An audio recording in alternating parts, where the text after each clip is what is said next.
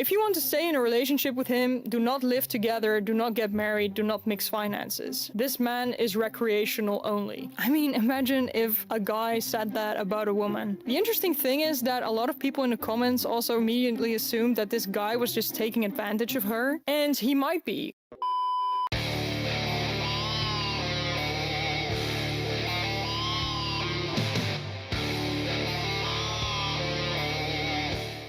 Yo, what is going on, guys? Got a video for you here today that has been sent to me of a woman admitting, okay, that women have double standards when it comes to dating. Yes, I know water is wet. This is something we know, but it's interesting to see a woman's perspective on this. So let's jump into it. So I have to admit something. I have double standards in dating and relationships. I expect different things from a guy in a relationship than from myself. And I am actually of the opinion that everyone has double standards, even the ones that don't want to admit it. Actually, now that I think about it, especially the ones who don't want to admit it. And I recently saw this video that exactly proves my point, that double standards are just part of human nature.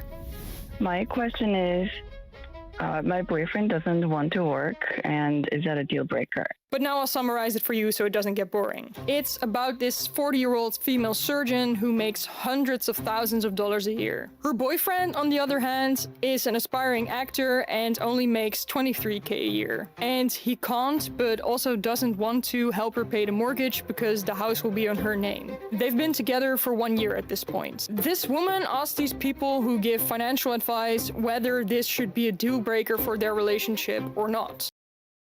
So a couple of things here. Number one, the relationship is already over.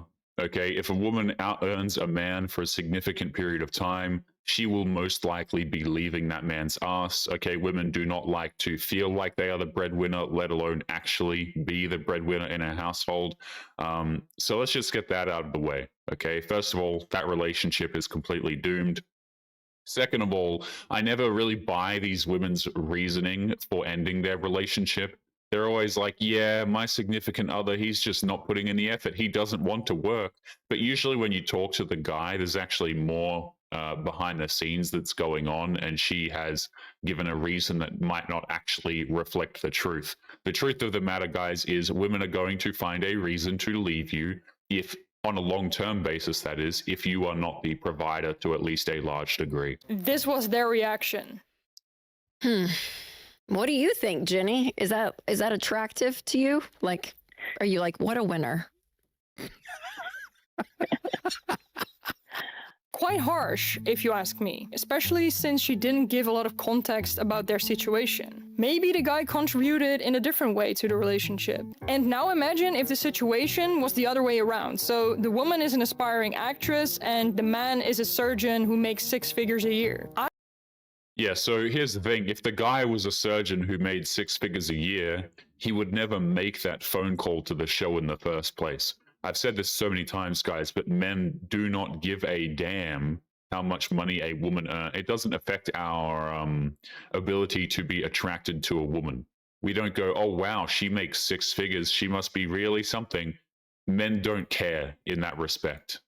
We really do not. The phone call wouldn't have been made in the first place. I don't think this woman would have reacted in the same way. Are you like, what a winner? But let's take a look at the comment section of this video. Subscribe to Lynn Everly. I'd say this is great advice if you want to see more content like this, so click that button and subscribe. Okay, now let's see the real comments. The resentment she feels now will only grow with each passing month as she continues to ask herself, what does he bring to the table? The breaking point will be if/when she stops respecting him. Yeah, what does he bring to the table? We don't know, because no one even asked that question. If you want to stay in a relationship with him, do not live together, do not get married, do not mix finances. This man is recreational only. I mean, imagine if a guy said that about a woman. The interesting thing is that a lot of people in the comments also immediately assumed that this guy was just taking advantage of her. And he might be. We don't know that. But it wasn't that clear to me just from this clip. And just by the way, anyone, like, you shouldn't be, in my opinion, just believing what these women say when they say it, because usually they're just lying. Usually they're making up something about this situation. And, you know, sometimes it's good to try and take what they say at face value. But when you do, it just doesn't really make sense anyway, typically. You know, oh, he just doesn't want to work. Yeah, sure, there are men out there who don't want to work, but I just really don't buy the situation. I smell some BS going on here. Again, guys, right? If the man is not the provider in a long-term relationship, or if he's not providing over a long-term horizon, the woman will find a reason to leave his ass. Oh, he doesn't want to work. Oh, he emotionally used me. Oh, he did this, he did that. And what they'll do is they'll backwards rationalize a reason to leave the man. Okay, so really, the quote unquote logic comes after the fact that she doesn't want to be with him anymore. Then she'll find a way to rationalize I it. mean, there were things that she said that could suggest that he was taking advantage of her, but it wasn't like these people were trying to get to the bottom of what his intentions were. No questions were even asked about that. They just immediately assumed that this guy was lazy and unmotivated. He clearly Yeah, I don't- is an unmotivated slug. He's probably a pretty boy, and she likes him for his looks. He sees her as a sugar mama, perfectly reciprocal. I mean, this could be the case. And if they are both happy in that relationship construct, it could actually be reciprocal. But the thing is that women usually don't value looks as much as guys do. I think in general, whether you are a pretty boy or a pretty girl, if it is just looks that you bring to the table, I mean, yes, it is something, but looks usually don't last forever, and it gets boring over time.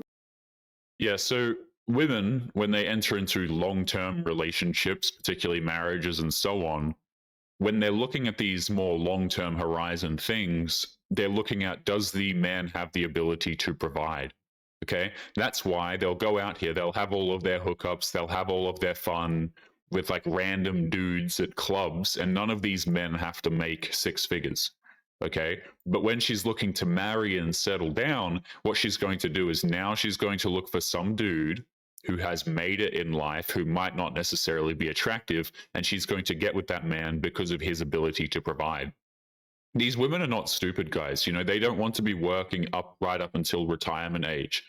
You know, a lot of these people, let's be honest, these women have incredible amounts of debt.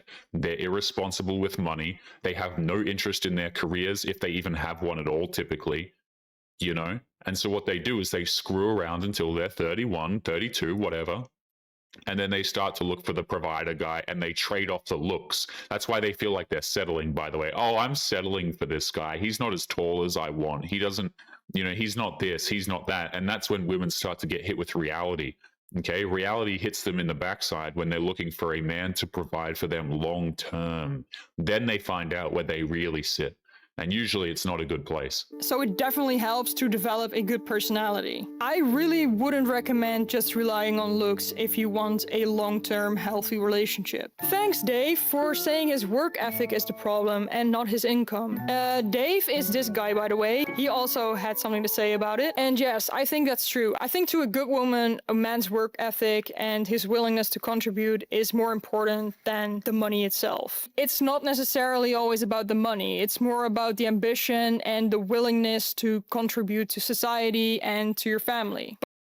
You know, I hear this, okay, and this sounds well and good on paper, but try telling that to a woman who you've been with for a long period of time and you're not making the money. She's not gonna care how ambitious you are and how much of a good work ethic you have if you're broke. Okay, they might deal with it for a little bit, especially if you're on the younger side. But, you know, a lot of these women who are pushing up in age, they don't, in their own words, guys, they don't have the time for men who haven't made it yet. You know, oh, that's great, you're ambitious, okay, but you don't have the money yet. A lot of the women who are pushing older ages, who are trying to rush out having kids and quote unquote settling down, you know, they're not going to look so favorably upon your ambition anymore. Maybe when she was 25 and she had time, she would go, oh yeah, I could sink a few years with this guy. Hopefully his ambition pays off. But let's be real, guys. A lot of these women, they're waiting at the finish lines for the winners. Okay, there's something to be said. There's something, you know, to be said for being an ambitious guy with work ethic and so on. But there's a cutoff point where the women simply don't care, and they're just looking for a guy who's made it, you know? But of course, money is also important to a degree. It depends on the woman. Some women find money really important for several reasons. Imagine the reverse situation. A girl is an actress and a boy is a surgeon making more money. Most men will not go and ask someone about what to do. They will be happy to marry the girl and will not hesitate to add her name on the house, even if she doesn't pay the mortgage. Now, Hell no. Guys, please, you don't have to listen to what I'm saying here, but don't be adding your woman on any documentation as it pertains to a house that you are paying a mortgage on. Don't give her access to your bank accounts. Don't mix finances. Oh, hell no, man. Absolutely not. Because what happens is the court weaponizes this stuff later on to take money from the man, justified or unjustified. Okay, there are a lot of guys who lose houses, who lose a lot of things, right? Who the woman did not contribute equally to. Like this whole idea of, yeah, let's just put the woman's name on the house. Nope. Let's open a joint bank account. Nope. Not happening. Sorry. let's be honest, this is probably very true. I think there are a lot more men who are willing to provide for their girlfriend than the other way around. If she respects him, supports him, takes care of him, takes care of his children, I think most men would actually be very happy with that. I'm so sick of hearing this crap, by the way. This is just me nitpicking, but it's actually their children. I'm so sick of hearing this argument from women like, oh, I look after his children. You understand they're your children too, right? Like this is such a strange line of language that people love to use. That this is not a paid job, okay, where you're looking after his children. You're not a nanny. You're not a sitter, okay? You are the mother of the kids. You're not looking after his children. You're doing what's called being a mother. Maybe I'm just going crazy. Maybe I'm nitpicking. But whenever I hear this language, something is off about it to me. But the thing is, then he does have to be able to pay for everything on his own, on a single wage. And unfortunately, that is very hard to do in our current society. Waiting tables when your partner makes $500,000 is a ridiculous waste of time. I mean, I totally agree with this. It is a ridiculous waste of time. This woman suggested that he could wait tables and work very hard in that way to contribute, but I totally agree with this person. That would be such a waste of time. I think if she wants to stay with him and also wants him to eventually contribute to the mortgage, I think it would be better if she just paid the bills for a while, and if he's willing to do it, let him work very hard to make his acting career work. I think that would be the most sensible scenario if you really want to make it work with this person and you actually want him to financially contribute. You know what would be the most reasonable thing to do? Right? Let's just talk purely from a logistical stance. The woman makes incredible amounts of money. She has the ability to do so, right? The logical thing to do would be, okay, he can be the stay-at-home father. He does the traditionally feminine role. Now, the problem with this, guys, is women don't tolerate this oftentimes. As much as women say they support stay-at-home fathers, they support guys who stay at home and look after their house,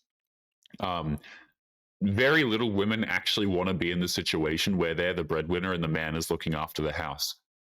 From a purely logistical point of view, that would probably be the optimal thing to do. But again, this is not something that women tolerate. Okay, like let's just make this very, very clear.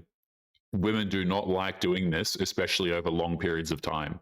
That is why they'll call up their friends. They'll, call into these talk shows and all of these sorts of things. Is because they don't want to have the masculine role, or at the very least, they don't want to feel like they do. They're happy earning obscene amounts of money, but of course, the man has to earn more and be the quote-unquote provider. It sounds like she wants that. Rachel's reaction was the best. This woman is settling, and she clearly doesn't have to. I mean, how does she know this? We don't know anything about this woman, except that she's a surgeon who makes 6 figures a year. We don't know what she looks like, we don't know her morals, we don't know her personality. How can we know if she's really settling? If you're saying this, then you're purely basing your reaction on the amount of money that she makes, which is usually not even that important to men in a relationship. Unless maybe when you're a broke, aspiring actor, maybe then it's a great deal.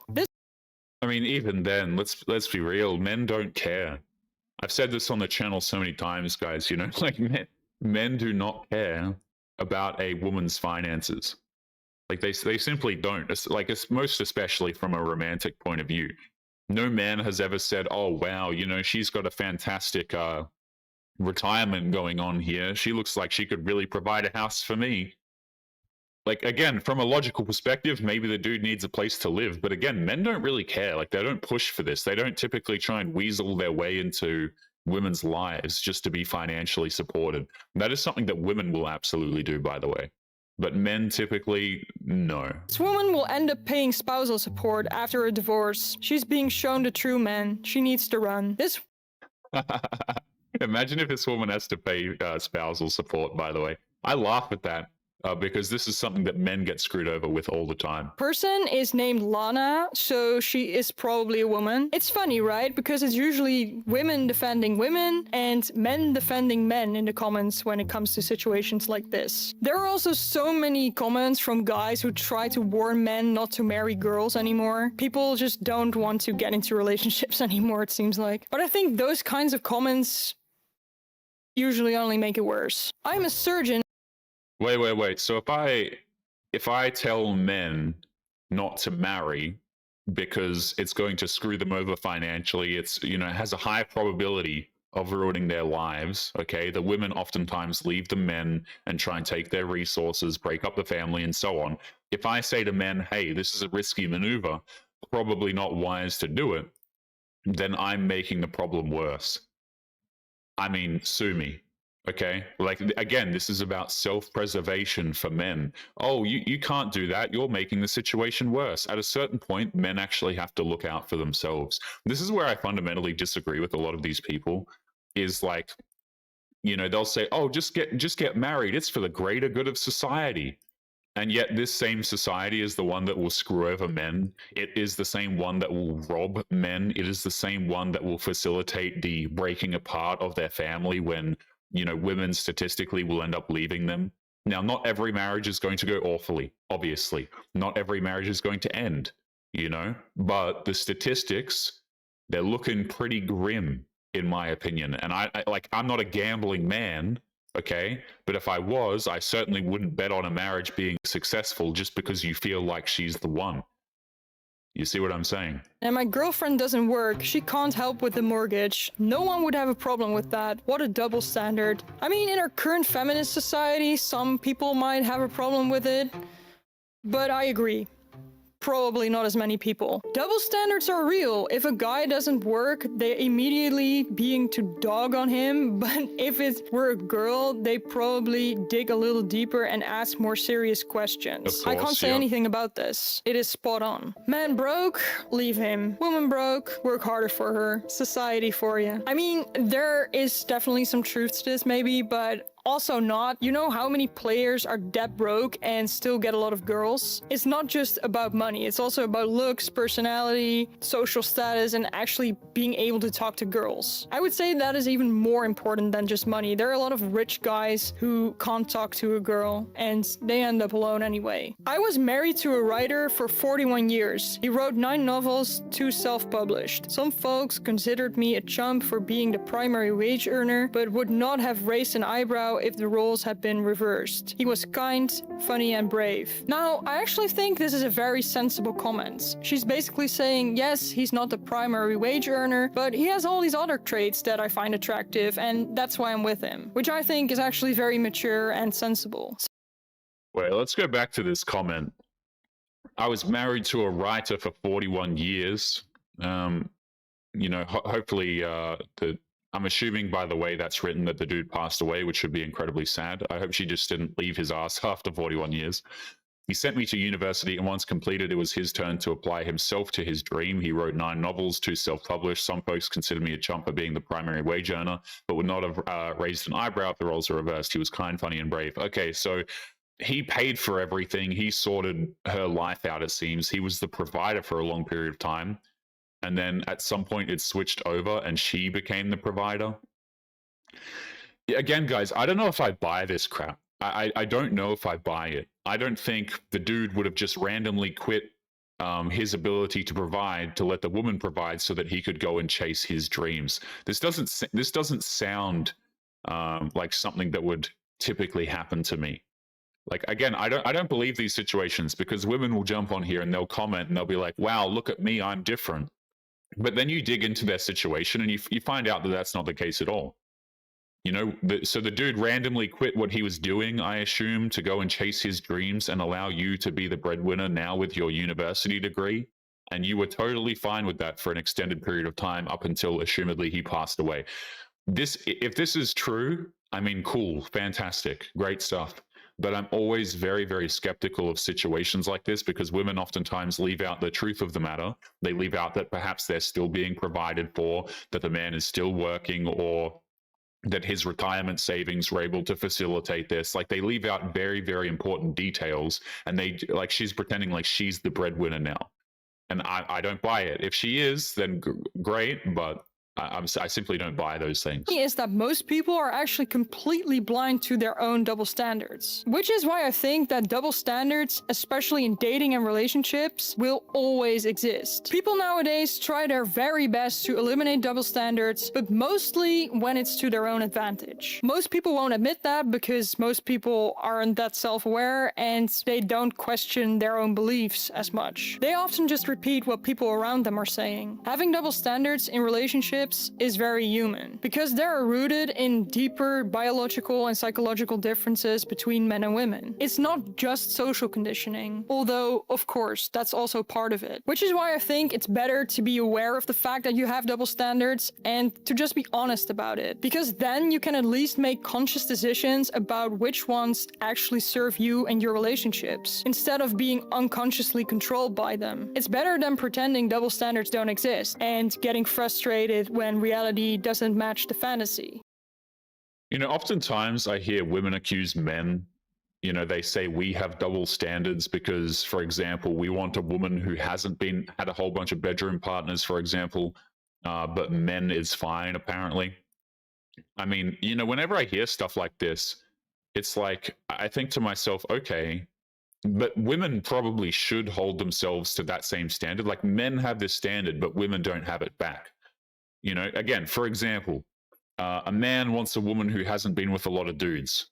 Woman will get mad because she'll say, oh, it's fine for a man to have a lot of bedroom partners. But the thing is, the same women making claims like that never actually care how many women a dude has been with. You know, they don't reject men on this basis. They don't apply the same sort of logic as men, even when maybe they should. You know, if you're looking for a guy to have a long-term relationship with, probably not the smartest idea to go with some ex-Chad who's been with 500 women. But, you know, women, you know, they'll complain about the double standards, but then it's not a double standard when they have the ability to change it. And logically, they should, by the way.